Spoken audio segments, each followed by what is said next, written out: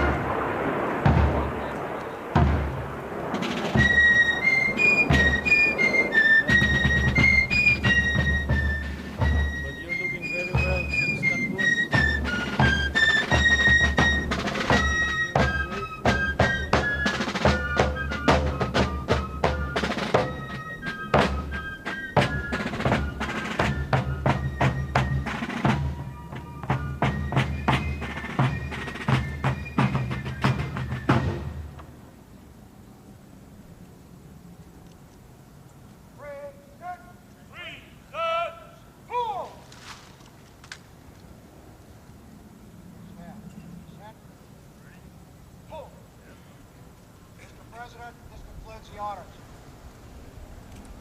Stand. Order.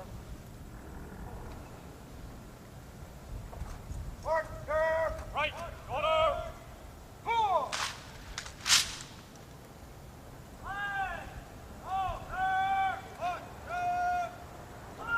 Out. Order. Halt.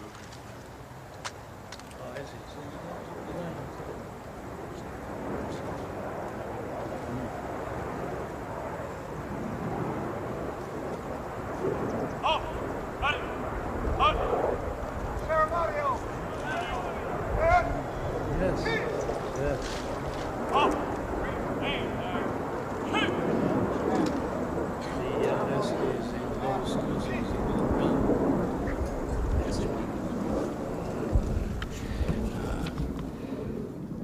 Mr. President, Mrs. Marcos, it gives me special pleasure to welcome you to the United States. Mrs. Reagan and I have been long looking forward to returning the hospitality you showed us on our 1969 visit to your country. Our two peoples enjoy a close friendship, one forged in shared history and common ideals. In World War II, Americans and Filipinos fought side by side in the defense of freedom, a struggle in which you, Mr. President, personally fought so valiantly. The values for which we struggled, independence, liberty, democracy, justice, equality, are engraved in our constitutions and embodied in our people's aspirations. Today, our ties remain strong, benefiting each of us over the full range of our relations. Politically, we tend to view many world issues the same general way. Yours, Mr. President, is a respected voice for reason and moderation in international forums. The Philippines, with its ASEAN partners, has taken the lead in search for self-determination for the people of Kampuchea. In that vein, let me also pay tribute to you and Mrs. Marcos' personal leadership and commitment to the care of refugees in Southeast Asia. Under your direct sponsorship, the Philippines Refugee Processing Center has become a model of its kind in encouraging the development of self-sufficiency and the restoration of human dignity. The Philippines and you, Mr. President, play an important role in addressing the problems of economic development in the world. At Cancun, we made a new start toward a more effective and practical dialogue and improved cooperation among industrial and developing countries. Your leadership in that area, Mr. President, is vital and widely respected. Under your leadership at home, the Philippines can boast a record of solid economic growth over the past decade, attributable in significant part to its hospitable attitude toward free enterprise and private initiative. Your country's dedication to improving the standard of living of your people is an effort in which we've been delighted to participate through bilateral and multilateral economic assistance. Your continuing interest in better nutrition has led the Philippines to achieve self-sufficiency in food grain production. You can also point with pride to the success of your rural electrification program, now bringing benefits to an increasing number of remote regions. And I find it a matter of personal satisfaction that your country and my home state of California are both pioneers in developing geothermal power to replace expensive energy imports. The United States remains the Philippines' leading trading partner, and American firms are the largest foreign investors in your country, reflecting their confidence in your progress and prospects for economic growth. We have welcomed the growing two-way trade between our nations and have been pleased that we've been able to keep our markets for the products of your growing manufacturing and industrial sector the most open of any country in the industrialized world. America considers itself especially fortunate to have nearly 1 million persons of Filipino heritage now residing in our country. They bring with them their energy and their talents, and they contribute enormously to the rich diversity of American society. Similarly, thousands of Americans, enchanted by the beauty of your nation and by its people, have chosen to live in the Philippines. Our security relationship is an essential element in maintaining peace in the region and is so recognized. This relationship, one of several we have in the Western Pacific, threatens no one but contributes to the shield behind which the whole region can develop socially and economically. Mr. President, under your leadership, the Philippines stands as a recognized force for peace and security in Southeast Asia through its bilateral efforts and through its role in ASEAN, which is the focus of our regional policies in Southeast Asia. Mr. President, Mrs. Marcos, the United States deeply values its close friendship and alliance with the Philippines. We seek to use this visit to further strengthen our ties with your country. Nancy and I are personally delighted that you're here, and we say welcome to the United States, welcome to our national home.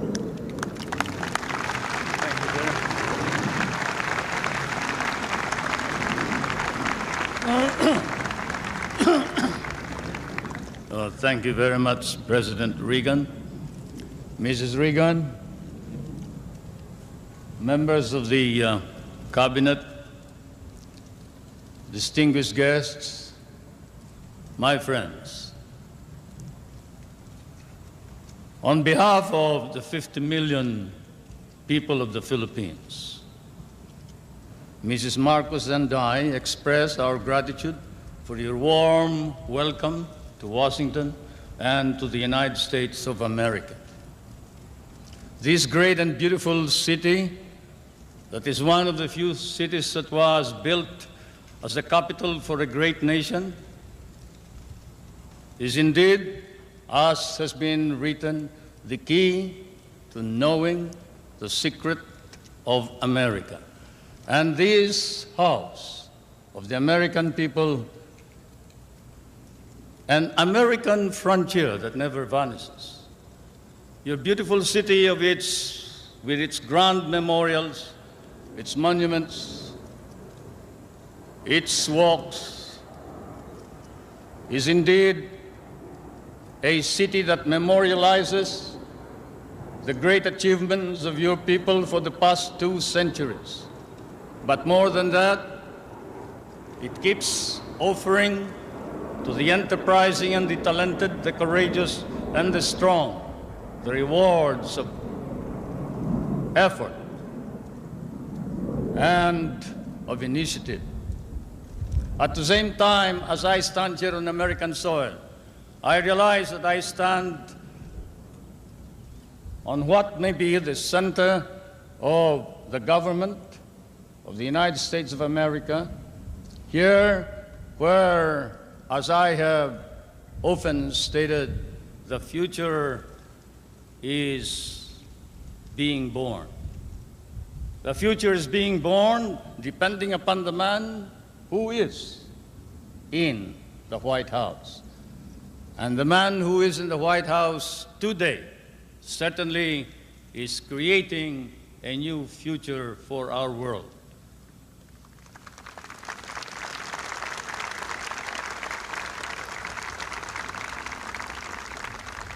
For Mr. President, I come from that part of the world wherein the poorest of the world's population live.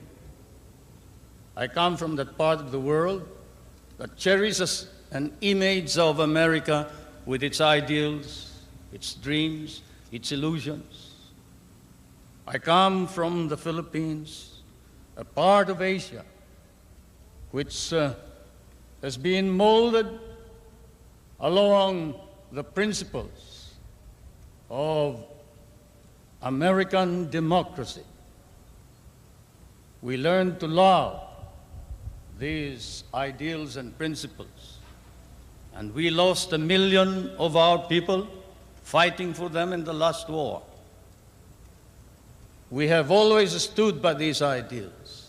We shall continue to do so, whatever may be the cost, at the risk of our fortunes, our lives, but more important of all, our honor.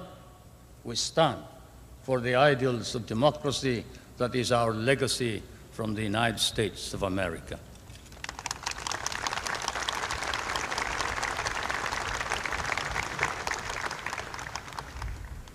I did not come to burden you further with additional problems, Mr. President. For I know that, as I have said in many a speech before my own people and before the world, fate and destiny has decreed that the United States of America be the trustee of modern civilization against the threat of a possible second dark ages. And America cannot fail. And therefore, we, the Filipino people, come and bring to you a prayer that God, in His divine providence, may grant you guidance, strengthen both your heart and hand, so that that hand may be strong on the lever of power and save our humanity.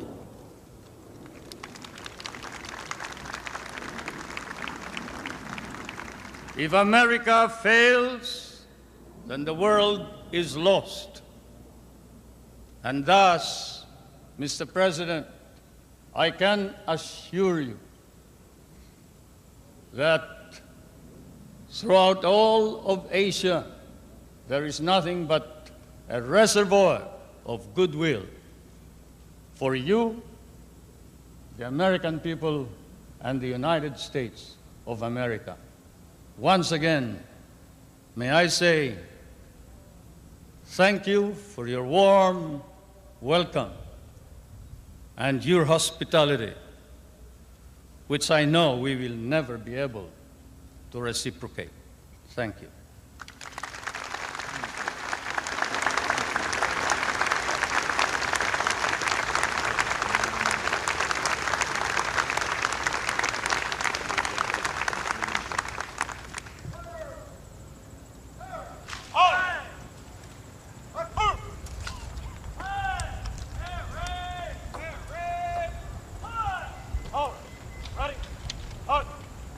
Thank you.